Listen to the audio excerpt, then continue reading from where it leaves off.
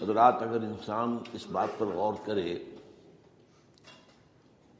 کہ انسانی زندگی کی سب سے یقینی شے کون سی ہے جس میں کسی شک و شبے کی گنجائش نہیں، زندگی کی سب سے بڑی حقیقت موت ہے، جسے ہم بھلائے رکھتے ہیں۔ اگر کسی عزیز کی نماز جنازہ پڑھتے ہیں تب بھی یہ خیال نہیں آتا کہ اس وقت ہم بھی ہو سکتا تھا کہ یہاں پر بجائے ان کے میرا لاشا ہوتا۔ کچھ تھوڑی سی تو ہوتی ہے، قبر میں جب اتارتے ہیں کسی عزیز کو تو کچھ نہ کچھ احساسات کے اندر کچھ حرکت ہوتی ہے، لیکن بس واپس آنے کے بعد پھر آدمی بھول جاتا ہے موت۔ لیکن قرآن مجید نے لفظ یقین استعمال کیا ہے موت کے لیے۔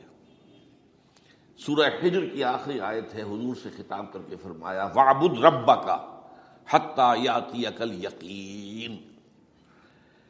اے نبی، آپ تو اپنے رب کی بندگی میں لگے رہیے، اس کی اطاعت میں، اس کی فرما برداری میں، یہاں تک کہ موت آ جائے۔ تو سب سے یقینی شے حیات انسانی کی موت ہے۔ اسی طرح اس کائنات کی سب سے یقینی شے قیامت ہے۔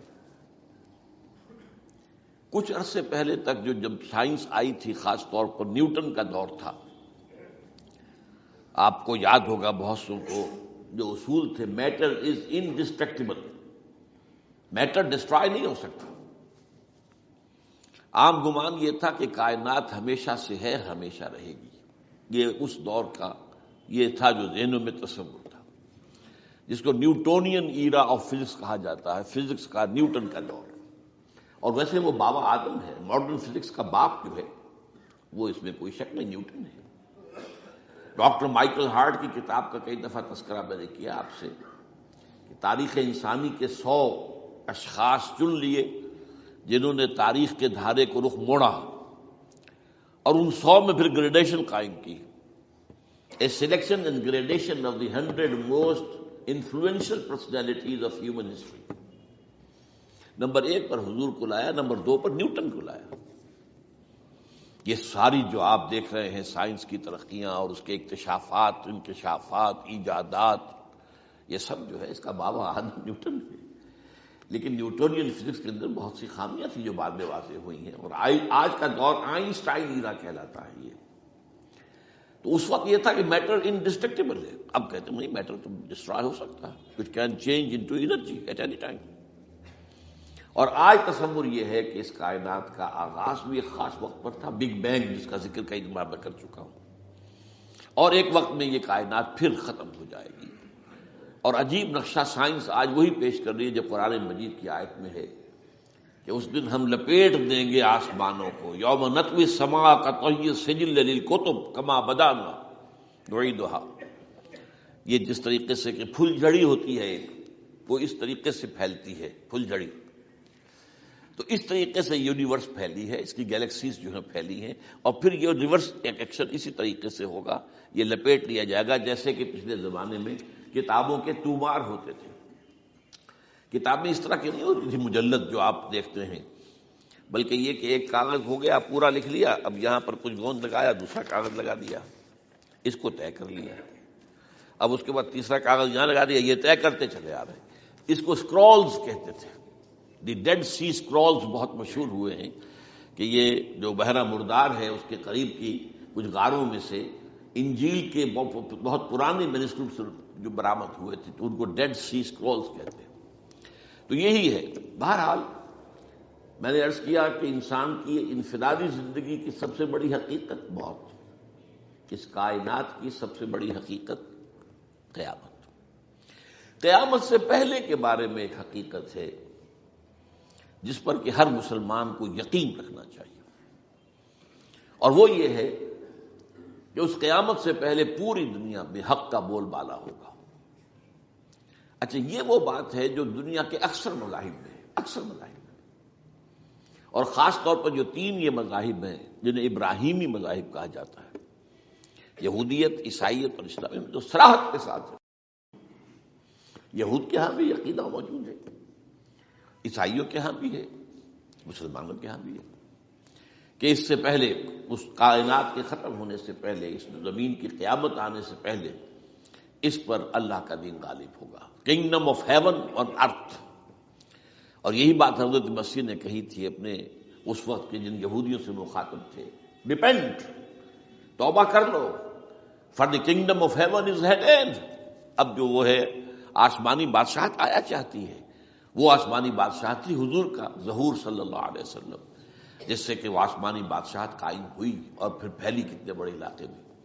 لیکن بہرحال پوری دنیا میں نہیں پھیل سکی، وہ کچھ کے اسباب کیا تھے وہ اس وقت میرا موضوع نہیں ہے، لیکن پھیلنا ہے اس کو۔ اس سے قبل کیا ہونا ہے، یہ جو تیسری بات میں نے کہی ہے اس پر آپ کو یقین ہونا چاہیے، اس لیے کہ احادیث صحیح آ جو ہے، قرآن مجید کا صغرا کبرا دلالت کرتا ہے اس پر کہ حضور کو بھیجا گیا غلبہ دین کے لیے اور بھیجا گیا پوری نوع انسانی کے لیے۔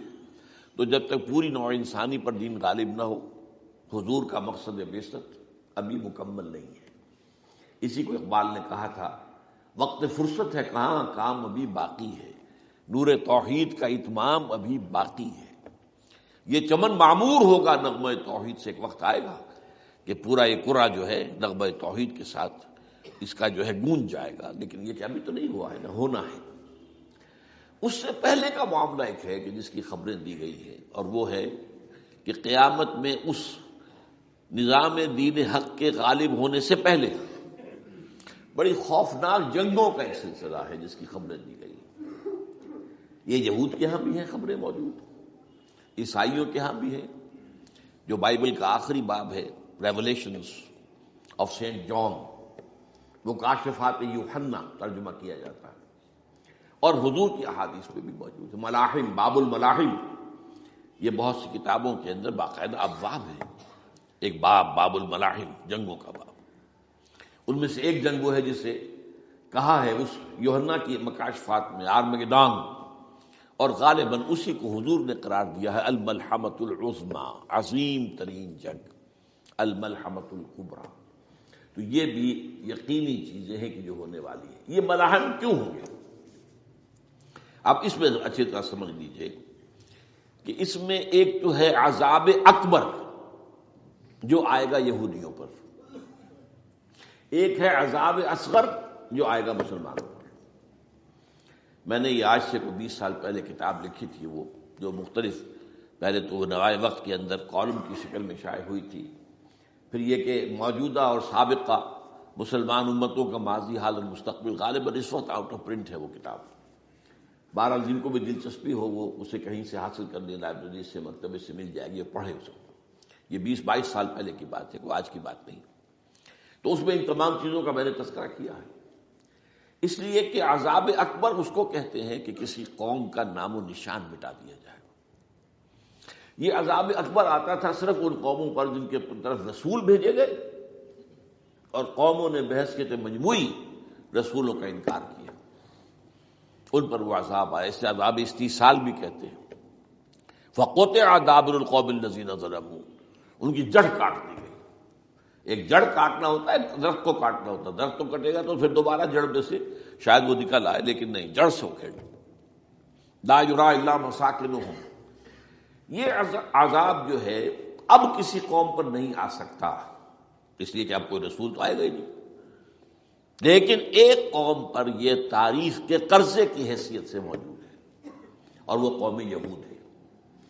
ان کی طرف رسول بھیجے گئے حضرت عیسیٰ ابن مریم، رسولا الی بنی اسرائیل، اور انہوں نے یہ بات تو بہت دور کی تھی کہ مانتے انہیں اور ان پر ایمان لاتے، الٹا جو کچھ کیا ہے آپ کو معلوم ہے۔ انہیں ولد الزنا قرار دیا، جادوگر قرار دیا، واجب القتل قرار دیا، اور اپنے بس پڑتے سولی پر چڑھوا کر دم لیا۔ حالانکہ بات ہوا یہ نہیں ہے، اللہ نے انہیں اس سے پہلے ہی زندہ اٹھا دیا آسمان پر، دوبارہ وہ آئیں گے۔ بہرحال لیکن اس قوم کے اوپر وہ عذاب جو ہے وہ قرض ہے تاریخ کا، وہ قرض ادا ہوگا۔ حضرت مسیح علیہ السلام ہی آئیں گے دوبارہ، اور ان کے ہاتھوں اس امت کا خاتمہ ہوگا، ایک ایک فرد ختم ہو جائے گا۔ یہ جب میں نے یہ باتیں کہی تھی تو امریکہ میں یہودیوں نے بڑا شور مچایا، میرے خلاف جو ہے ان کی ایک مہم نکلی یہودیوں کی طرف سے کہ اس کی کتابیں وغیرہ، اس کے ویب سائٹ بند کرو، یہ جو ہے اینٹی سیمیٹک ہے، یہ کہتا ہے سب یہودی قتل ہو جائیں گے۔ یہاں پر بھی جو میرے ساتھ ایک ڈائلاگ کرنے کے لیے کوئی 12-13 پروفیسر آئے تھے امریکہ وغیرہ سے، ان میں سے جو یہودی تھا تو اس نے بہت ناراضگی کا اظہار کیا، آپ کہتے ہیں سارے یہودی ختم کر دیے جائیں گے، یہ بات ظاہر بات ہے پیلیٹیبل نہیں ہے۔ لیکن پھر ہمارے ساتھی جو وہاں پر تھے امریکہ میں پریشان ہوئے کہ آپ کے خلاف یہاں پر اب یہ مہم شروع ہو گئی ہے، تو میں نے بتایا کہ یہ تو جو زائنسٹ ہے، جوش زائنسٹ، اور اس کے ساتھ ہیں کرسچن زائنسٹ۔ کرسچن زائنسٹ کا رسالہ نکلتا ہے ٹرمپٹ، دی فلاڈلفیا ٹرمپٹ، اس کے مدیر نے خود لکھا ہے کہ 80% یہودی قتل ہو جائیں گے۔ اس کو میں نے یوں سمجھا ہے کہ 20% وہ ہوں گے کہ جو حضرت مسیح کی آمد ثانی پر ایمان لے آئیں گے، وہ بچ جائیں گے، لیکن باقی جو اڑے رہیں گے اس کے بعد بھی تو وہ ختم کیے جائیں گے۔ تو یہ عذاب الاکبر جو ہے تاریخ کا ایک قرض ہے کہ جو ادا ہوگا، ورنہ کسی اور قوم پر یہ عذاب اکبر اب نہیں آ سکتا۔ لیکن دوسرے درجے میں یہ عذاب ہوگا امت مسلمہ پر۔ امت مسلمہ بھی تو عذاب کی مستحق ہو گئی۔ وہ عذاب جو یہودیوں پر بہت پہلے آئے تھے، ضربت علیہم الذلۃ والمسکنۃ وباؤوا بغضب من اللہ، یہ تھا کہ نہیں تھا؟ حالانکہ انہوں تو یہ خیال تھا کہ we are the chosen people of the Lord, ہم تو اللہ کی منتخب قوم ہے۔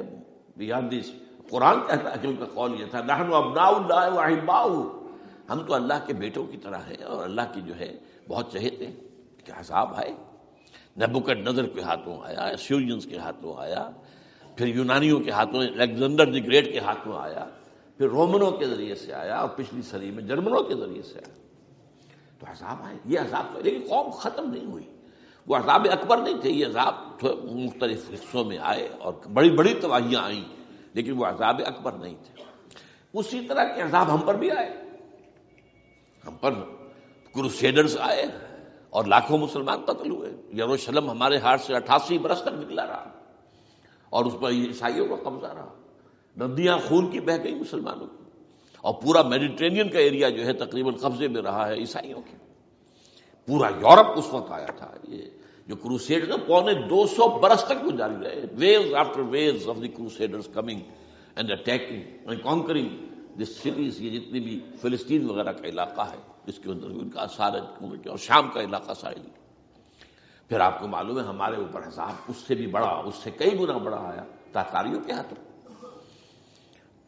کروڑوں کے قریب انسان جو ہے مسلمان قتل ہوئے۔ پھر اس کے بعد آپ کو معلوم ہے کہ پھر یہ یورپین کولونیلزم آ گیا، جیسے ان پر آئے تھے یونانی اور پھر رومی اور اب پھر جرمن، ہم پر آئے انگریز آئے، کہیں ولندیزی آئے، کہیں ڈچ آئے، کہیں ہسپانوی آئے، کہیں اطالوی آئے، کہیں اسپینیئرز آئے، اور پورا کا پورا عالم اسلام ان کے زیر نگین آیا کہ نہیں آیا؟ دی کولونیل ایرا جسے آپ کہتے ہیں۔ تو وہ عذاب ابھی اس امت کے اوپر اور باقی ہے، ایک قرض ہے، اور وہ کیا ہے؟ یہ کولونیل ایرا جب ختم ہوا ہے، ہم آزاد ہونے شروع ہوئے، اب یہ ہمارے لیے ایک امتحان کا مرحلہ تھا بہت بڑا۔ آزاد ہو کر تم کیا کرتے ہو؟ پہلے تو ہم کہہ سکتے ہیں کیا کریں، ہمارے اوپر تو ہم تو مجبور ہیں، ہمیں غلام بنا لیا انگریزوں نے آ کر، ہمیں فرانسیسیوں نے غلام بنا لیا، ہمیں اطالویوں نے غلام بنا لیا، ان کی طاقت کے آگے ہم بے بس ہیں، لاچار ہیں۔ ٹھیک ہے، لیکن اب آزادی دے کر فَيَنظُرَ كَيْفَ تَعْمَلُونَ، اب تمہیں آزادیاں دے کر پھر اللہ دیکھے گا تم کرتے کیا کیا ہم نے۔ جو مسلمان قوم ملک آزاد ہوا اس نے یا تو اپنا قبلہ بنایا واشنگٹن کو یا بنایا ماسکو کو، کسی نے قرآن کو اپنا امام نہیں بنایا۔ دعائیں مانگتے ہیں وَاجْعَلْهُ لَنَا إِمَامًا وَنُورًا وَهُدًى، لیکن اس کو امام بنانا، اپنا امام بنانا، اس کے پیچھے چلنا، اس کے احکام کو نافذ کرنا، اس کی شریعت کی تنفیذ کرنا، یہ اس کی تہذیب، اس کا تمدن دیا ہوا، اس کا معاشی نظام دیا ہوا، اس کو قائم کرنا، زیرو۔ اس لیے بہت بڑے عذاب کے ہم مستحق ہیں۔ بات کڑوی ہے، اچھی نہیں لگے گی، لیکن میں یہ آج سے نہیں کہہ رہا ہوں، میں سن 80 سے یہ باتیں کر رہا ہوں، نوٹ کر لیجیے اس بات کو۔ البتہ اس میں یہ ہے کہ اس امت کا معاملہ سب کا ایک جیسا نہیں، لیسو سواء، جیسے سورہ آل عمران میں کہا گیا ہے کہ یہ اہل کتاب بھی سب ایک جیسے نہیں، ان میں بھی کچھ نہ کچھ نیک لوگ تھے، امت قائمۃ آناء اللیل، راتوں کو کھڑے رہنے والے، عبادت کرنے والے موجود تھے۔ عیسائیوں میں احبار اور رہبان جو تھے وہ بڑے نیک لوگ تھے، اس وقت بھی موجود تھے، لیکن بحثیت مجموعی کا معاملہ کیا ہے اس کو دیکھنا پڑتا ہے نا، بحثیت مجموعی صورتحال کیا ہے؟ تو صورتحال کیا ہے کہ ہم نے کہیں بھی اللہ کے دین کو قائم نہیں کیا، مذہب تو ہے لیکن ظاہر بات ہے کہ جرم جو ہے تو پوری امت کا، لیکن سب برابر نہیں ہے۔ سب سے بڑے مجرم عرب مسلمان، کیوں؟ انہیں اللہ نے جو مقام دیا وہ کسی اور کو نہیں دیا، حضور ان میں سے تھے، یہ رتبہ بلند ملا جس کو مل گیا، رسول عربی ہے نا۔ نمبر 2، ان کی مادری زبان میں اللہ کی کتاب موجود ہے، انہیں اس کو سمجھنے کے لیے کوئی نئی زبان پڑھنے کی ضرورت نہیں ہے۔ کوئی ہمارے لیے تو یہ صرف پڑھیں، نحو پڑھیں، یہ پڑھیں، وہ پڑھیں، تب کہیں جا کر اپنی آنکھ سے قرآن پڑھیں، ورنہ ترجمہ پر گزارا کریں۔ ترجمہ ظاہر بات انسپائر نہیں کر سکتا آدمی کو، ترجمہ تو سیکنڈ ہینڈ نالج ہے۔ جب آپ ترجمہ پڑھ رہے ہیں تو گویا کہ آپ اس مترجم کی آنکھ سے پڑھ رہے ہیں، اپنی آنکھ سے تو نہیں پڑھ رہے۔ لہذا یہ سب سے بڑا عذاب تو ان پر آنا ہے۔ وہ جو میں بیان کر چکا ہوں گریٹر اسرائیل کے قیام کا معاملہ کیا ہے، تباہی تو انہی ملکوں پر آئے گی نا، وہ شام ہے، عراق ہے، اس کے لیے پہلا قدم اٹھایا تھا، ابھی تو اس کو ناکام بنا دیا ہے۔ اللہ تعالیٰ کی جو بھی حکمت ہے، جو عراق پر حملہ تھا وہ اصل میں اس لیے تھا کہ گریٹر اسرائیل کی طرف پہلا قدم تھا۔ شیرون نے کہہ دیا تھا، یہ جو پڑا ہوا ابھی کہیں مرا نہیں ہے، اس نے کہا تھا جیسے یہ صدام کی حکومت ختم ہوئی ہے، اس کے مجسمے گرائے گئے ہیں کہ ان قریب عراق پر ہمارا قبضہ ہوگا، یہ اصل میں تھا اس گریٹر اسرائیل کی طرف پہلا قدم۔ لیکن بات ہونا نقشے جو اب آ رہے ہیں دنیا میں، اب تو بہت عام ہو گیا، 1906 سے 2006 سے چھپا ہوا نقشہ ہے وہ، اور ہمارے اخبارات میں اس کا آدھا ابھی آیا ہے، باقی آدھا تو دیا ہی نہیں گیا ہے، باقی آدھا ہے مڈل ایسٹ سے متعلق۔ وہاں جو نئی تقسیم ہونی ہے، عراق کے 3 حصے ہونے ہیں، ایک حصہ کردستان کے ساتھ مل جائے گا، وہ گریٹر کردستان، ایران کا کردستان، عراق کا کردستان، ترکی کا کردستان ملا کر ایک کردستان۔ جیسے ہمارے ہاں پاکستان کا بلوچستان، افغانستان کا بلوچستان اور ایران کا بلوچستان ملا کر گریٹر بلوچستان بنے گا، یہ ممکن نقشہ، یہ نقشہ تو اس میں دیا گیا ہے جو اب اخبارات میں چھپے۔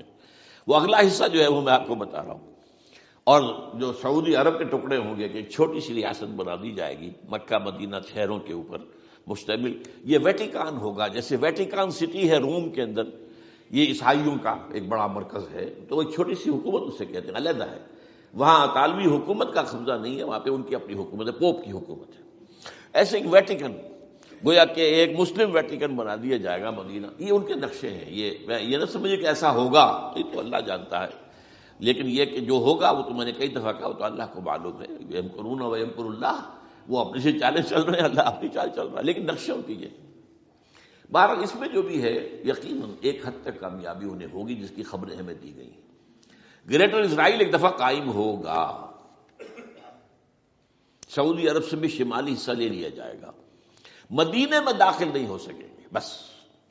اچھا، مکے کو وہ کلیم نہیں کرتے، مکے سے انہیں کوئی سروکار نہیں ہے، لیکن یہ کہ مدینے کو وہ کہتے ہیں یہ ہمارا ہے، ہمیں یہاں سے نکالا گیا تھا، اور وہاں لیکن حدیث میں ہے کہ مدینے میں داخل نہیں ہو سکے گا دجال اور اس کی جو فوج ہے، لیکن باقی شام، عراق، فلسطین، لبنان اور ترکی کا جنوبی حصہ اور مصر میں جو ہے یہ سینائی پیننسلا کے ساتھ ساتھ سارا، وہ اس پر تو رو رہے ہیں ابھی تک یہودی کہ کیوں واپس کر دیا سینائی پیننسلا، 1967 وار میں ہم نے جیتا تھا اسے، بعد میں وہ اسحاق ریبن اور یاسر عرفات کے درمیان دوستی کروائی تھی کلنٹن نے، جس کے نتیجے میں وہ واپس آیا ہے، لیکن یہ کہ وہ واپس لے گئے، اور اس کے علاوہ جو فرٹائل علاقہ ہے نائل کے ڈیلٹا کا وہ بھی ان کی شامل ہے۔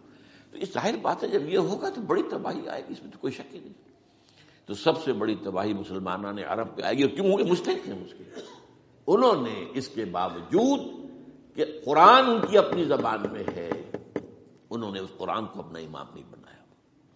نمبر 2 پر میں ہمیشہ کہتا رہا ہوں کہ جو مسلمانان عجم، اگر فرض کیجئے کہ 140 کروڑ مسلمان اس دنیا میں ہیں تو 30 کروڑ کے قریب جو ہیں وہ عرب ہیں، باقی 110 کروڑ جو ہیں، 1 ارب سے زیادہ تو غیر عرب مسلمان ہیں۔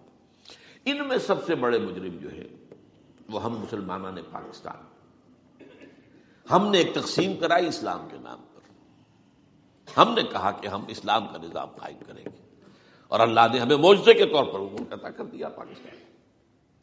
اب قمری حساب سے 63 برس گزر چکے ہیں، جو آپ 61 کہتے ہیں، اگر قمری حساب رکھے 63 برس ہو چکے، کہاں ہے وہ اسلام؟ لہذا مستقل. لیکن اب اس میں یہ ضرور ہے کہ ابھی پاکستان کے معاملے کو میں سمجھتا ہوں کہ ہینگنگ ان دی بیلنس والا معاملہ ہے. ابھی نہیں کہہ سکتے. اللہ تعالیٰ شاید کوئی توفیق دے دے، کوئی معجزہ ہو جائے، کیونکہ میرا تو یقین یہ ہے کہ یہ قائم بھی معجزے سے ہوا ہے، جس پر میں نے تفصیلاً کتاب میں لکھا ہوا ہے اپنی استحکام پاکستان. اور اب کوئی دوبارہ معجزہ ہو سکتا ہے. اور وہ معجزہ کیا ہوگا؟ کہ پوری قوم میں توبہ کی ایک کیفیت پیدا ہو جائے. اللہ کے کرنے سے ہو سکتی ہے. تمام انسانوں کے دل جو ہے اللہ کی 2 انگلیوں کے مابین ہے. حضور نے ہمیں خبر دی ہے، جدھر چاہتا ہے پھر دیتا. تو کوئی عجب نہیں کہ ایسا ہو جائے. بہرحال اس اعتبار سے میں آپ سے عرض کر رہا ہوں کہ یہ پاکستان کے بارے میں نے جو آپ کو 2 آیتیں سنائی ہیں سورہ انبیاء کی، اس آخر کے حصے میں آئی ہیں سورہ انبیاء میں. وَإِنْ أَدْرِي أَقَرِيبٌ أَمْ بَعِيدٌ مَا تُوعَدُونَ. دیکھو لوگوں، مجھے یہ معلوم نہیں ہے کہ جس عذاب خداوندی کا تم سے وعدہ کیا جا رہا ہے وہ قریب آ گیا یا دور ہے. یہ حضور سے کہا جا رہا ہے. قل، آپ یہ کہہ دیجیے، ان ادری اقریب ام بعید ما توعدون. ساتھ ہی یہ بھی فرمایا وَإِنْ أَدْرِي لَعَلَّهُ فِتْنَةٌ لَكُمْ وَمَتَاعٌ إِلَىٰ حِينٍ. اور مجھے نہیں معلوم، ہو سکتا ہے کہ یہ تمہارے لیے ایک فتنہ بن کر معاملہ آ گیا ہو اور ابھی تمہیں اور مہلت دے دی جائے. اس حوالے سے ہم نہیں کہہ سکتے.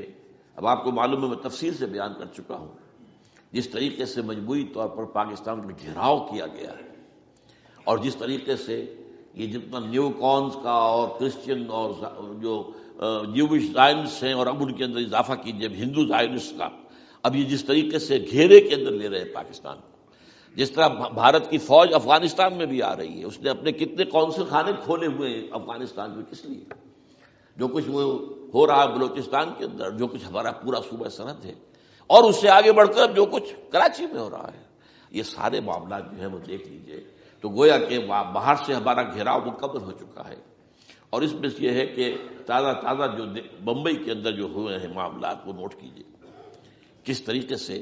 اب اسے کہا جا رہا ہے کہ کسی مسلمانوں نے کیا ہے، حالانکہ اس کے اندر سب سے بڑا ثبوت یہ ہے کہ ایک ہندو ہیمنت، جس نے کہ وہاں ساری تحقیقات کی کہ سمجھوتا ایکسپریس کو جو اڑایا تھا کس نے اڑایا تھا، اس کی انہوں نے کہا جب کی ہے تحقیقات. اب یہ اس کو گیو دم دی کریڈٹ. ہندو قوم کے اندر کم سے کم یہ بھی بات موجود ہے، جہاں وہ بدماشیاں ہیں وہاں یہ بھی ہے، یہ خیر بھی ہے. جہاں برائیاں ہیں ان کے اندر وہ خوبیاں بھی ہیں. ان کا ایک کمیشن ہے، اس نے صاف ایک ہندو کو، اور ہندو بھی سرونگ کرنل کہا یہ ہے ماسٹر مائنڈ، اس نے کروایا، اور وہ گرفتار ہوا. Serving kernel of Bharat army. تو اب ظاہر بات ہے کہ اس کو مارا گیا ہے ممبئی میں. اس کو مسلمان کاہے کو مارے گئے؟ مسلمانوں کا تو وہ کہ محسن تھا. وہ مسلمان کس وجہ سے اسے مارے گئے؟ اسے مارنے والے کون ہیں؟ وہی ہندو زائنسٹ کہہ لیجیے ان کو، یا ہندو تشدد پسند کہہ لیجیے، جو پاکستان کو ختم کرنے پر تلے بیٹھے ہوئے ہیں.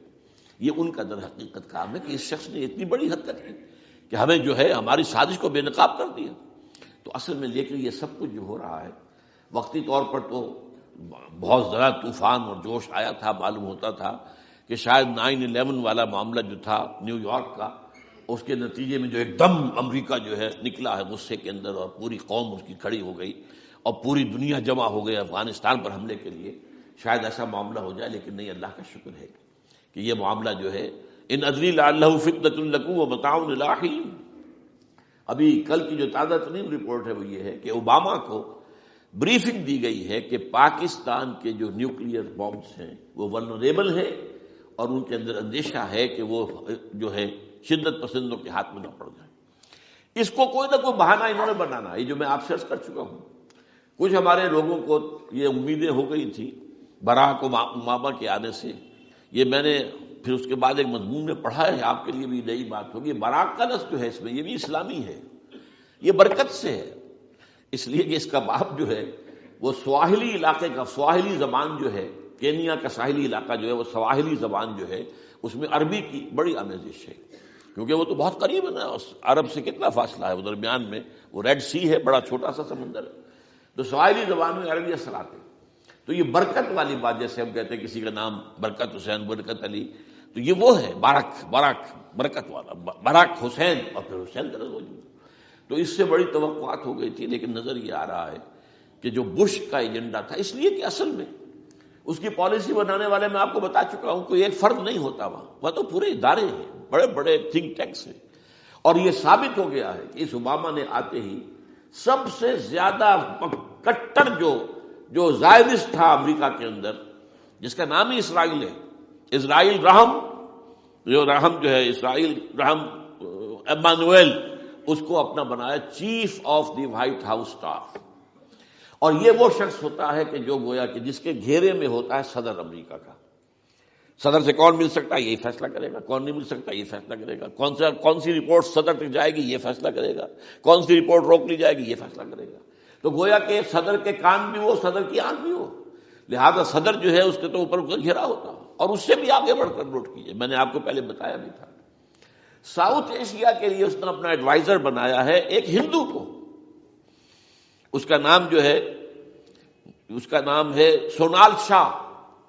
اور یہ جو ہندوؤں کی ایک تنظیم ہے جو انتہائی جو ایکسٹریمسٹ ہندو ہیں، وشوا ہندو پریشد، یہ وشوا سری پرشانت ہے جس کا اسٹوڈنٹ ونگ ہے بجرنگ دل کا یاد. ساؤتھ ایشیا سے مراد بھارت اور پاکستان، اس کے معاملات میں اس کا ایڈوائزر جو ہے سونال شاہ ہے. تو حالات جو ہے اس اعتبار سے انتہائی یوں سمجھیے کہ خطرناک. اور دوسری طرف اندرون معاملہ کیا ہے؟ سائنس کی دو اصطلاحات آپ نے سنی ہوگی، centrifugal forces, centripetal forces. Centrifugal وہ ہوتی ہے کہ جو مرکز سے توڑنے والی ہوتی ہے، بھاگتا ہے ہر ایک مرکز کو چھوڑ کر، یہ سینٹریفیوگل فورسز. سینٹریپیٹل وہ ہوتی ہیں جو مرکز کی طرف لانے والی ہو، جو ایک مرکز کے گرد لوگوں کو جمع کرے. تو مرکز گریز اور مرکز کی طرف رخ کرنے والی. ہمارے پاس سینٹریپیٹل فورس صرف ایک ہے، وہ اسلام ہے، اور وہ ہے نہیں.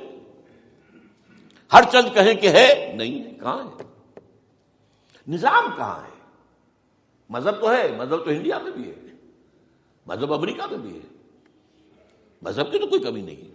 فاسٹسٹ گروئنگ ریلیجن میں نے بارہا کہا ہے دنیا میں مانا جا رہا ہے کہ اسلام، لیکن مذہب دین کہیں ہے. حضور بھیجے گئے تھے دین کو غالب کرنے کے لیے. هو الذی ارسل رسولہ بالہدی ودین الحق لیظہرہ علی الدین کلہ. سینٹریفیوگل فورسز آپ کو یاد ہوگا میں نے گنوا دیا تھا ایک دفعہ. آپ کا نارتھ پول کیا ہے؟ NWFP. وہاں حکومت اس وقت کن کی ہے؟ وہ اسد یار ولی، جس کا دادا، جس نے پاکستان میں دفن ہونا گوارا نہیں کیا، جن کا پختہ موقف یہ ہے، اس کے باپ کا بھی ولی خان کا یہ تھا کہ انگریز نے بنایا ہے پاکستان، یہ انگریز کا بنایا ہوا ہے، یہ انگریزی سازش کے نتیجے میں وجود میں آیا. And they believe it that. اور اس کے ساتھ مولانا فضل الرحمان ہیں جن کے والد مرحوم نے یہ کہا تھا کہ اللہ کا شکر ہے ہم پاکستان کے بنانے کے گناہ میں شامل نہیں تھے. یہ ہیں اس وقت وہاں کی فورسز. اور جنوب میں نہ معلوم کب سے ان کا نقشہ بن رہا ہے، جب سے یہ MQM قائم ہوئی تھی. مہاجر قومی موومنٹ تھی، بعد میں انہوں نے اپنا رنگ بدلا ہے، کچھ تبدیل کیا ہے، لیکن یہ کہ اصل میں تو وہی ہے. گرگٹ رنگ بدل رہے تو اس کی فطرت تو نہیں بدلتی، ہے تو وہی اردو اسپیکنگ. اور اب جو ہنگامے ہو رہے ہیں وہ پختون اور اردو اسپیکنگ کے درمیان ہنگامے ہو رہے ہیں، اور زیادہ پٹھانوں کو مارا جا رہا ہے، ان کی دکانیں جلائی جا رہی ہیں. یہ بسیں جتنی جلتی ہیں وہ اس لیے کہ زیادہ تر ٹرانسپورٹ جو ہے وہاں پر وہ پختونوں کے ہاتھ میں ہے. یہ وزیری وغیرہ لوگ جو ہے محسود ہیں، یہ لوگ ہیں وہاں پر جو ہے اکثر و بیشتر بہت سے مساجد کے اندر آپ کو جو امام ملیں گے وہ پٹھان ملیں گے، جو پہرے دار ملیں گے وہ پٹھان ملیں گے. بہت بڑی تعداد ہے. لیکن یہ کہ اس کے اوپر وہاں پر فساد شروع ہو گیا. بلوچستان کا معاملہ سب کو معلوم ہے. تو اندرونی طور پر جو سینٹریپیٹل فورس ہو سکتی تھی اس کو ہم نے کیا نہیں مضبوط، کمزور سے کمزور تک کرتے چلے گئے. اور اب جو کچھ ہو رہا ہے، اب مضامین آ رہے ہیں، آئلی قوانین میں تبدیلیاں کیوں کی جا رہی ہیں. یہ جو کانفرنس ہوئی تھی جو UNO کے اندر بیجنگ+5 کانفرنس، جو بات اس میں طے ہو اس میں یہ تھا طلاق کے معاملے میں مرد اور عورت کو بالکل برابر کر دیا جائے. اب وہی کر رہے ہیں آپ. یہ سواری آئی کائے کے لیے؟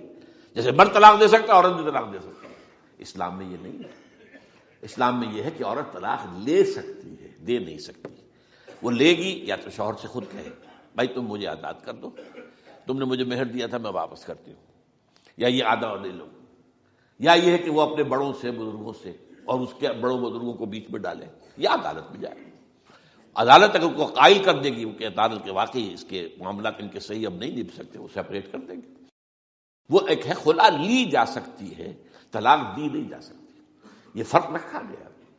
اسلام میں مرد اور عورت اسینشلی برابر ہیں، as human beings they are equal, کوئی فرق نہیں، کوئی اونچا نہیں کوئی نیچا نہیں۔ جو بھی انسان کے اندر شرف انسانیت ہے، اشرف المخلوقات ہونے کا جو مقام حاصل ہے، وہ مرد کو بھی عورت کو بھی ہے، ان میں کوئی فرق نہیں۔ لیکن جب ایک مرد اور ایک عورت مل کر ایک خاندان کی بنیاد ڈالتے ہیں، اب وہ برابر نہیں ہے۔ الرجال قوامون علی النساء، کوئی بھی انسٹیٹیوشن ہو اس میں دو برابر کے سربراہ نہیں ہو سکتے، دونوں کا اختیار ایک جیسا ہو تو کیسے چلے گی گاڑی؟ چل ہی نہیں سکتی۔ آپ ڈائریکٹر جو ہے 100 بنا لیں، مینیجنگ ڈائریکٹر ایک ہوگا، ظاہر بات ہے دو تو نہیں ہو سکتے۔ لہذا انسٹیٹیوشن فیملی کے لیے اسلام نے جو نظام دیا ہے، یہی طلاق کا معاملہ ہے، وراثت کا معاملہ ہے، عورت کے ذمہ کچھ اور کام لگائے ہیں، مردوں کے ذمہ کچھ اور کام لگائے ہیں۔ مرد ذمہ دار ہے، کفیل ہے، لہذا وراثت میں اس والد کی طرف سے اسے دوہرا حصہ ملتا ہے۔ لڑکی کی کوئی ذمہ داری ہے ہی نہیں، وہ تو بلکہ شادی بھی ہوگی تو شوہر سے مہر لے گی، لڑکا شادی کرے گا تو مہر دے گا۔ تو یہ تمام چیزیں جو ہے آرٹیکولیٹڈ ہیں، یہ ایک دوسرے کے ساتھ منطقی طور پر جڑی ہوئی ہیں، اور وہ جو ہے تباہ کرنے کر تلے ہوئے ہیں ہمارے خاندانی نظام کو، عورت اور مرد کو برابر کر دیا جائے۔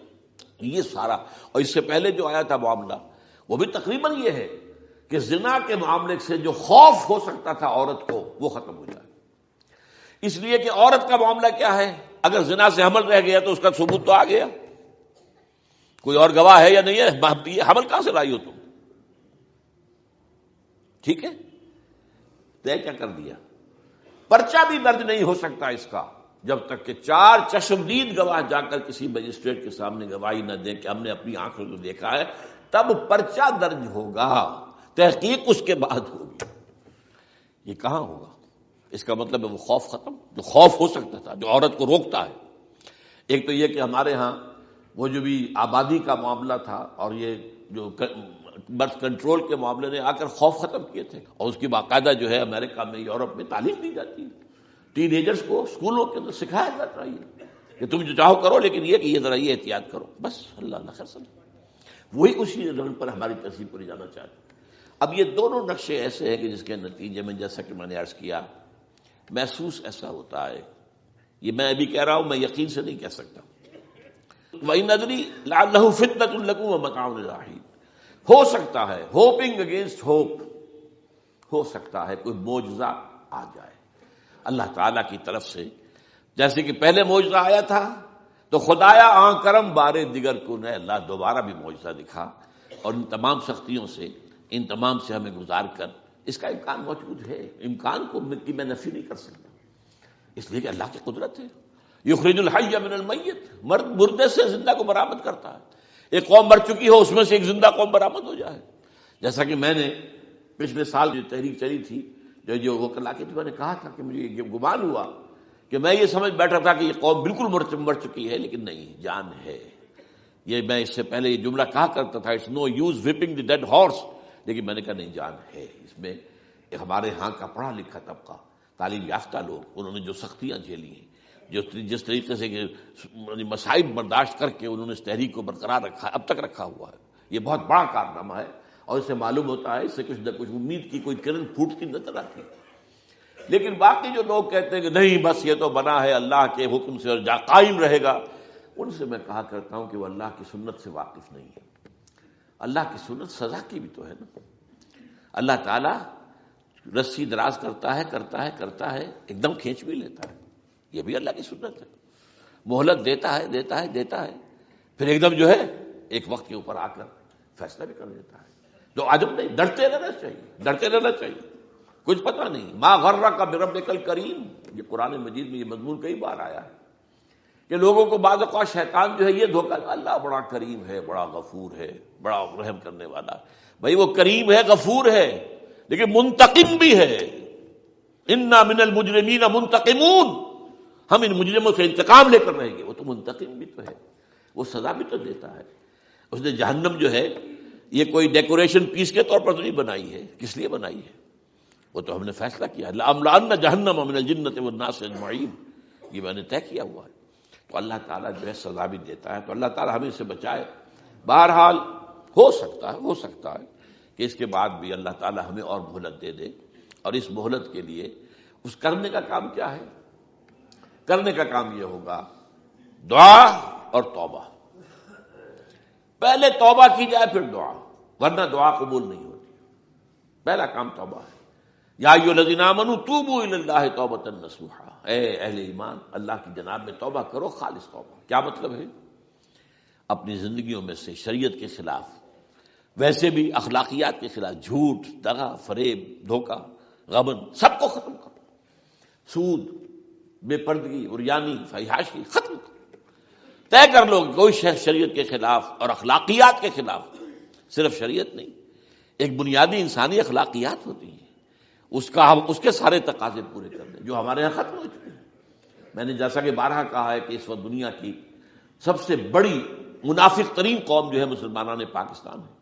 جھوٹ اور وعدہ خلافی اور اس کے ساتھ جو ہے وہ غبن کا معاملہ جتنا ہمارے ہاں ہے، آپ پوری دنیا میں آپ کو کہیں نہیں ملے.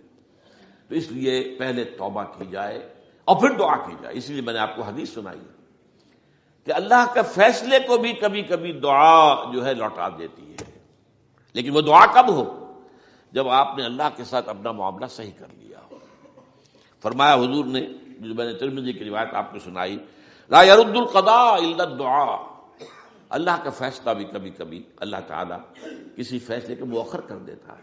حضرت یونس علیہ السلام کی قوم پر اللہ کا فیصلہ آ چکا تھا، عذاب کے آثار شروع ہو چکے تھے، بری قوم نے توبہ کی، اللہ تعالیٰ نے عذاب کو جو ہے وہ وہاں سے ہٹا لیا ان کے سروں پر سے، اور ایک مدت تک کے لیے انہیں مہلت وسیع دے دی.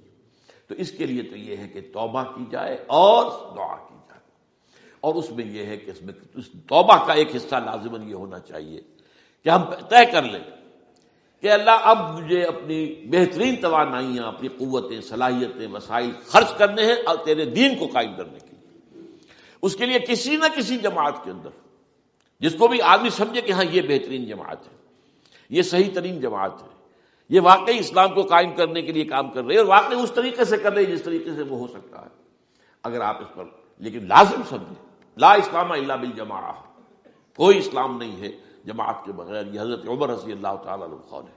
اور حضور کی حدیثیں تو میں نے 12 آپ کو سنائی ہے. انی آمرکم بخمس اللہ امرنی بہن بالجماعۃ والسمع والطاعۃ والہجرۃ والجہاد فی سبیل اللہ. میں تمہیں 5 باتوں کا حکم دے رہا ہوں، اور یہ 5 باتیں وہ ہیں جن کا اللہ نے مجھے حکم دیا ہے: جماعت، سمع و طاعت اور جہاد و ہجرت. یہ 5 باتیں. تو اس لیے توبہ کے اندر یہ لازمی جز ہونا چاہیے کہ اب ان صلاتی و نسکی و محیای و مماتی للہ رب العالمین. یہ فیصلہ کر لیجئے. اس کے بعد یہ ہے کہ اللہ تعالیٰ اس پر استقامت عطا فرمائے. اس کی بھی خود دعا کیجئے کہ اللہ اب تو نے مجھے یہ ہدایت دے دی ہے، تو اب لا تزغ قلوبنا بعد اذ ہدیتنا وہب لنا من لدنک رحمۃ انک انت الوہاب. ایک دوسری آخری بات میں آج صاحب سے کہہ رہا ہوں، ڈرتے ڈرتے، اگر خدا نہ خواستہ خاکم بدہن، اگر پاکستان کے لیے بھی اللہ تعالیٰ کی طرف سے آخری سزا کا فیصلہ ہو گیا ہو، جس کے چرچے ہیں، تیری بربادیوں کے مشورے ہیں آسمانوں پر. وہ آسمان اوپر کے آسمان اور ہیں، زمین کے آسمان بھی تو ہیں نا. یہ امریکہ، یہ وائٹ ہاؤس، یہ پینٹاگون، یہ جو ہے اسٹیٹ ڈپارٹمنٹ، یہ سب جو کیا ہے، نیٹو کا ہیڈ کوارٹر، یہ ساری چیزیں کیا ہیں؟ تو تیری بربادیوں کے مشورے ہیں آسمانوں میں، اور اس کے لیے خبریں وہ دیتے آ رہے ہیں. بہت سے لوگ کہتے ہیں یہ خام خواہ کے ہیں ان کے، یہ ہمارا صرف بھی ہماری بددلی پیدا کرنے کے لیے نہیں، لیکن یہ کہ جو کچھ انہوں نے نقشے بنائے تھے وہ نقشے تو پورے ہوتے چلے آئے. 1897 میں یہودیوں نے جو فیصلے کیے تھے، 20 برس کے بعد بالفور ڈیکلریشن کی شکل میں وہ فیصلہ آ گیا. یہودیوں کو فلسطین میں آبادی کا حق دے دیا گیا. Balfour Declaration 1917، only 20 years later. اس کے 20 سال بعد 48 میں اسرائیل قائم ہو گیا. کوئی تصور کر سکتا تھا پچھلی صدی کے اندر یہودیوں کی حکومت قائم ہو جائے گی دنیا میں؟ کہیں امکان کوئی نہیں تھا. پوری دنیا میں پھر ادھر ادھر پھیلے ہوئے، منتشر، جسے وہ ڈائسپورا کہتے ہیں. اور یورپ میں تو شدید نفرت تھی ان سے. لیکن یہ کہ جس طرح انہوں نے رفتہ رفتہ وہاں پر قدم جمائے ہیں، جس طرح ان کو اپنے قابو میں لیا ہے، جس طرح انہوں نے مذہبی تقسیم پیدا کی ہے، کیتھولکس کی اور پروٹیسٹنٹس کو اعلی کار بنایا ہے، سیکولرزم اور اس کے بعد سود پر مبنی معیشت کا نظام وہاں نافذ کیا ہے، بینک کا نظام قائم کیا ہے. ای بنوک ای فکر چالا کے یہودیوں کا قائم کرنا ہے یہ بینک کا نظام، اور سب سے پہلا بینک انہوں نے انگلینڈ میں قائم کیا تھا. تو ان کی جو باتیں ہیں وہ تو پوری ہو رہی نظر آ رہی ہیں، ان کے نقشے جو ہیں ان کے سامنے آ رہے ہیں ہمارے. تو اس حوالے سے ہو سکتا ہے خاکم بدہن اگر خدا نہ خواستہ یہ لکیر ختم ہو جائے، تب بھی ظاہر بات ہے زمین تو کوئی ختم نہیں ہو جائے گی، اللہ کی زمین ہے. کیا پاکستان نہ بنتا تو ہمارے ذمے نہیں تھا کہ اللہ کے دین کو دنیا میں قائم کرنے کی جد و جہد کرتے؟ وہ تو بحیثیت مسلمان ہمارا فرض ہے. کیا حضور اکثریت میں تھے عرب میں؟ وہ تو اقلیت میں بھی نہیں تھے، ایک آدمی تھا اللہ کا بندہ کھڑا ہوا ہے جو جنہوں نے ایک مرتبہ حضور کی بات سنی ہے اور جا کر کہا ہے اپنی قوم، یا قومنا اجیبوا داعی اللہ، اے ہماری قوم کے لوگوں اس اللہ کی طرف دعوت دینے والے کی پکار کو سنو، لبیک کہو. تو کوئی عجب نہیں. یہ جو اقبال نے الفاظ کہے ہیں، تو نہ مٹ جائے گا ایران کے مٹ جانے سے، نشے میں کو تعلق نہیں پیمانے سے، اور ہے آیا فتنہ تاتار کے افسانے سے، پاسباں مل گئے کعبے کو سبب خانے سے. تاتاریوں کے ہاتھوں کروڑوں مسلمان قتل ہوئے اور پھر وہی تاتاری مسلمان ہو گئے. امت مسلمہ کی قیادت ان تاتاریوں کے ہاتھ میں آ گئی. عربوں سے لے کر ان تتولوا یستبدل قوما غیرکم، جو بات سورہ محمد میں کہہ دی گئی تھی بالکل آغاز میں، اگر اے عربوں تمہیں جو مقام ہم نے دیا ہے، اپنا رسول تم میں سے بھیجا، بعث فی الامیین رسولا منہم، تمہاری زبان میں اپنی کتاب نازل کی، جو تمہیں جو مشن سونپا ہے، اگر تم نے اسے پیٹھ دکھا دی تمہیں ہٹائیں گے، کسی اور قوم کو لے آئیں گے. اور یہ 13ویں صدی عیسوی میں ہو گیا. 1258 میں آخری خلیفہ بنو عباس کا اسے محل سے نکالا ہے مستعصم باللہ کو، اور ایک جانور کی کھال میں لپیٹ کر ڈال دیا ہے گلی میں، اور گھوڑے دوڑا دیے اس کے اوپر. یہ آخری چراغ گل ہوا ہے بنو عباس کا، جس پر کہا تھا سعدی نے، آسمارا حق بود بر خوب بارد بر زمین بر زوال ملک مستعصم امیر المومنین. مستعصم باللہ نام تھا آخری خلیفہ کا. اس کی حکومت کے زوال پر آسمان سے خون بھی برسے تو اس کا حق ہے آسمان کو کہ خون کی بارش کرے. تو یہ چیزیں ہیں جو کہ نوٹ کرنے کی ہیں. اگر خدا نہ خواستہ ایسا ہو جائے تو ظاہر بات ہے کہ اسلام پھر بھی زندہ رہے گا. ہم مر سکتے ہیں، اسلام نہیں مرے گا. اسلام کو تو رہنا ہے، جیسا کہ حضور نے فرمایا کہ میں آخری رسول ہوں، تم آخری امت ہو. وہ تو یہ ہے، البتہ یہ ہے ہو سکتا ہے ہم سے یہ قیادت چھین کر کسی اور کو دے دی جائے، اور کوئی عجب نہیں کہ ہندوؤں سے ہمیں پٹوا کر ہندوؤں کے ہاتھ میں دے دی جائے. تاریخ کی میں مثال دے رہا ہوں. ہے یہاں فتنہ تاتار کے افسانے سے، پاسباں مل گئے کعبے کو سبب خانے سے. آخر ہندوستان میں 20 کروڑ مسلمان ہے کہ نہیں، بلکہ زیادہ ہے. آپ سوچئے اس ہندوستان کی سرزمین سے شیخ احمد دیدات پیدا ہوا تھا، جس نے پوری دنیا میں عیسائیوں کو جو ہے وہ مناظروں میں شکست دی ہے. اسی ہندوستان سے آج ذاکر نائک کھڑا ہوا، پوری دنیا میں ڈنکا بجا رہا ہے عیسائیت کے خلاف، یہودیت کے خلاف، ہندو مت کے خلاف. ان کی کتابوں سے، ان کے ویدوں سے، ان کے تمام جو اسکرپچرز ہیں ان کے حوالے سے ثابت کر رہا ہے تمہارا دین غلط ہے.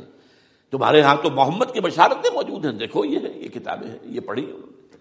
میں نے کبھی کہا تھا مولانا علی میاں رحمۃ اللہ علیہ سے کہ مولانا، میں یہ گیا تھا ان کے پاس ملاقات کے لیے، میرا خیال ہے کہ سن 82-83 کی بات ہے، کہ میں اور کسی سے تو توقع نہیں رکھتا لیکن آپ سے توقع رکھتا ہوں کہ آپ زیادہ روشن خیال علماء میں سے ہیں، کہ آپ ندوۃ العلماء لکھنؤ کے اندر آپ سنسکرت کی تعلیم کو لازمی کریں، تاکہ آپ کے فارغ التحصیل لوگ نکلیں تو وہ پڑھ سکیں ویدوں کو کہ ویدوں میں کیا لکھا ہوا ہے. ہندو کے ذہن کو تو سمجھے کہ ہندو کا ذہن ہے کیا، اس کا فکر کیا ہے، اس کی سوچ کیا ہے، اس کے عقائد کیا ہیں. جو وہ ظاہر کر رہے ہیں وہی ہیں یا واقعی ان کی کتابوں میں کچھ اور ہے. آج ہمارا بھی ظاہر بات ہے کہ آج اسلام جو ہے کوئی تازیوں کے جلوسوں سے کوئی اسلام کو پہچانے، یا جو پیروں کے مقبروں کے اوپر جو ہے صوفیہ کے جو عرس ہو رہے ہیں اس کے حوالے سے اسلام کو پہچانے گا تو کیا وہ صحیح اسلام کو پہچانے گا؟ اسی طریقے سے آپ کو ہندو مذہب کا ذہن جو ہے کیا ہے، تو وہ وعدہ کیا کہ ہاں آپ نے بہت اچھی بات کہی ہے. 2 سال کے بعد میری ملاقات وہاں ہوئی ایک کانفرنس میں، وہ بھی موجود تھے، میں بھی تھا شکاگو میں. میں نے پوچھا مولانا وہ آپ نے کیا؟ کہ میں تو بھول ہی گیا. یہ ہمارے علماء کا اصل میں معیار ہے. نئی بات کو جو ہے کوئی قبول کرنا ان کے لیے اتنا آسان نہیں. آج ذاکر نائک کر رہا ہے، ڈٹ کر رہا ہے، ان کے اسکرپچر سے، ان کے حوالوں سے، اپنشد سے، اور تمام جو ان کے جو ہیں ویدوں سے. تو یہ کام جو ہو رہا ہے، اسی طریقے سے یہ بھی بات میں آپ کو بتا دوں کہ میرے دورہ ترجمہ قرآن کی جس قدر پذیرائی بھارت میں ہو رہی ہے، پاکستان میں نہیں ہے. پاکستان میں تو میرے چینلز بند کر دیے گئے، مجھ پر بہت سے چینلز جو ہیں ان کا دروازہ بند ہے. پی ٹی وی میں تو میرا داخلہ ہی حرام ہے، اور باقی سب نے بند کر دیا گیا. ایک جو ہے ہمارے ہاں ایک مائنورٹی کمیونٹی ہے، وہ اتنی زوردار ہے، اور ظاہر بات ہے نیوسنس ویلیو اگر زیادہ ہے تو وہی چیز دنیا میں چلتی ہے. آپ کو معلوم ہے بند کرا دیا انہوں نے. کچھ عرصے کے لیے ذاکر کا پروگرام بھی ممبئی میں بند کرا دیا تھا، لیکن وہاں تو کھل گیا، اس لیے کہ کم سے کم ذاکر نے پچھلے دنوں کہا ہے ایک کانگریس ایک اپنے اجلاس کے اندر، اور یہ عجیب بات ہے، اس سے پہلے اس نے کبھی کوئی سیاسی بات نہیں کی، لیکن اس نے یہ بات کہی ہے کہ پہلے تو کہا جاتا تھا ہندوستان میں کہ مسلمان تعلیم حاصل نہیں کرتے، جاہل ہیں، اس لیے پیچھے رہ جاتے ہیں. اور آج جب مسلمان آگے آ گیا ہے تعلیم میں، تو اب آئی ٹی کے میدان میں دروازہ بند کر دیا گیا مسلمانوں کا. یہ اس نے کھل کر کہا ہے، بامبے کی اسٹیج پر کہا ہے. لیکن اس نے یہ کہا کہ جو کچھ بھی ہے ہندوستان میں، لیکن ایک بات ہے کہ ہندوستان کی عدلیہ صحیح جگہ پر قائم ہے، اس کا مقام درست. آپ سوچئے ہمارے ہاں اس کا تصور ہے کہ اس طریقے کی انکوائری کمیٹی آئے اور اس طرح کھل کر اس کا جو ہے لوگوں کے سامنے اس کو بیان بھی کر دیا جائے. ہمارے ہاں تو کسی انکوائری کمیٹی کی رپورٹ آج تک سامنے آتی ہی نہیں، سب بند. کوئی کمیٹی جو بھی کچھ ہو جائے، اس کے بعد کسی کو پکڑنا، سرونگ کرنیل کو پکڑ لینا. تو عدلیہ قائم ہے. جیسے کہ کبھی چرچل نے کہا تھا جب بے انتہا تباہی ہو گئی تھی سیکنڈ ورلڈ وار میں، اور لوگ آئے کہ برباد ہو گئے، تباہ ہو گیا، یہ ہو گیا وہ، اس نے کہا یہ بتاؤ کہ برطانیہ میں عدالتیں کام کر رہی ہیں کہ ہاں، بس ٹھیک ہے، پھر یہ ملک قائم رہے گا.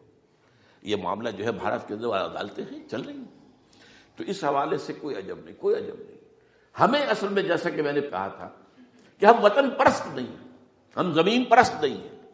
وندے ماترم یہ ہمارا ترانہ نہیں ہے، زمین کے پجاری نہیں ہیں. ہمیں پاکستان سے محبت ہے اور پاکستان کا دفاع کریں گے. اور بڑے عمدہ بات ہے کہ اس موقع پر جو ہے تمام ہماری جو اپوزیشن پارٹیز ہیں وہ جا کر جمع ہو گئی ہیں، آل پارٹیز کانفرنس کے اندر یکجہتی کا ثبوت دیا ہے. یہ اسلام کے لیے ہونا چاہیے، صرف ایک خطہ زمین کے لیے نہیں. اصل میں شے جو ہے ہمیں جو مقصود ہے وہ اسلام ہے. تو کوئی عجب نہیں ہے کہ جس طریقے سے پچھلے دنوں ہمارے یہ بہت اہم آدمی ہیں، آپ کو معلوم سید قاسم محمود صاحب بے شمار کتابوں کے مصنف ہیں، یہ دلی گئے تھے اور اس سے آگے بھی گئے مختلف جو ہیں یو پی کے شہروں میں. انہوں نے واپس آ کر جو خط لکھا تھا، پھر ندائے خلافت میں شائع بھی کر دیا تھا کہ وہاں تک گلی کوچوں میں آپ کا نام گونج رہا ہے. اس درجے وہاں پر یہ درس قرآن کا معاملہ جو ہے. اور اگر آپ نے کبھی پیس ٹی وی پر وہ دیکھے ہوں میرے 10 لیکچر جو میں دے کر آیا تھا آج سے 4 سال پہلے، 15,000 افراد. اور یہ کہنے میں 15,000 نہیں ہے، ورنہ تو اسے 50,000 کا بھی کہا جا سکتا سورج میں کو. وہ تو گنتی اس لیے ہے کہ کرسیاں رکھی گئی تھی 15,000، اور ساری کرسیاں فل تھی اور بھی لوگ کھڑے ہوئے تھے، 15,000 پلس. کہیں پاکستان میں تو آج تک یہ بات نہیں ہوئی ہے. لیکن یہ کوئی عجب نہیں. قرآن مجید میں سورہ انعام میں نقشہ کھینچ دیا گیا ہے. حضور سے کہا گیا اے نبی آپ مایوس اور بددل نہ ہوں. اگر یہ مکے والے ہماری اس کتاب قرآن کی قدر نہیں کر رہے تو ہم نے ایک قوم کو تیار کر رکھا ہے جو اس کی ناشکری نہیں کریں گے، ناقدری نہیں کریں گے. ان یکفر بہا ہؤلاء، اگر یہ لوگ مکے والے آپ کی قوم اگر یہ کفران نعمت کرے گا قرآن کا، تو ہم نے ایک اور قوم کو تیار کر رکھا ہے. وَوَكَّلْنَا بِهَا قَوْمًا لَيْسُوا بِهَا بِكَافِرِينَ، وہ اس کی ناقدری نہیں کریں گے. اب دیکھ لیجئے معجزہ کیا ہوا. مدینے میں تو حضور کا قدم مبارک بھی نہیں پہنچا اور وہاں انقلاب آ گیا. آپ کے 2 ادنا خادم، ادنا شاگرد گئے ہیں، اور مصعب بن عمیر اور عبداللہ ابن ام مکتوم جو نابینا تھے رضی اللہ تعالیٰ عنہما، اور وہاں انقلاب آ گیا. دونوں قبیلے ایمان لے آئے، ساری ان کی جو ٹاپ کی لیڈرشپ تھی ایمان لے آئی. اور وہ یثرب جو ہے مدینۃ النبی بن گیا، وہ دارالہجرت بن گیا. تو کوئی عجب نہیں ہے. تو ہمیں تو چمٹے رہنا اسلام کے ساتھ، اور اس کے لیے اپنی جد و جہد کو جاری رکھنا ہے. اور اس ملک کے اندر بھی ہر خیر کی بات کی ہم دعوت دیتے رہیں گے، مشورے دیتے رہیں گے. البتہ یہ ہے کہ لوگ کہہ سکتے ہیں کہ تم کس قوم کو، یہ تو ختم عذاب ہونے والا ہی ہے، بس کس کو ڈرا رہے ہو. تو اس لیے میں نے آیت پڑھی تھی، اذ قالت امۃ منہم لم تعظون قوما اللہ مہلکہم او معذبہم عذابا شدیدا. جبکہ ایک قوم نے کہا کیوں ان کو وعظ کہہ رہے ہو، کس لیے، کچھ حاصل نہیں. اب ان پر تو اللہ کا عذاب آ کر ہی رہے گا اور عذاب علیم آ کر رہے گا. تو انہوں نے جواب دیا قالوا معذرۃ الی ربکم، ہم اپنے رب کے حضور میں جا کر معذرت تو پیش کر سکیں گے، اے اللہ ہم چمٹے رہے تیرے دین کے ساتھ، اے اللہ ہم نے اپنے آپ کو وابستہ کیے رکھا، اپنی بہترین صلاحیتیں اور قوتیں اور اپنی توانائیاں صرف کی ہیں اے اللہ اس کام کے لیے۔ اور یقین کا لفظ بھی میں نے شروع میں کہا تھا آپ سے، موت اور قیامت، اور 2 مرتبہ آیا ہے قرآن کے بارے میں، ان ھذا لہو الحق الیقین، انہ الحق الیقین، یہ حق الیقین، یقین کا حقدار جو ہے وہ قرآن ہے۔ تو کیا پتہ یہ جو یقین ہے اللہ کی کتاب کی شکل میں، اس سے کسی اور جگہ پر انقلاب آ جائے، کوئی بعید نہیں، یہ اللہ تعالیٰ کے فیصلے ہوتے ہیں۔ اقول قولی ھذا واستغفر اللہ لی ولکم ولسائر المسلمین والمسلمات۔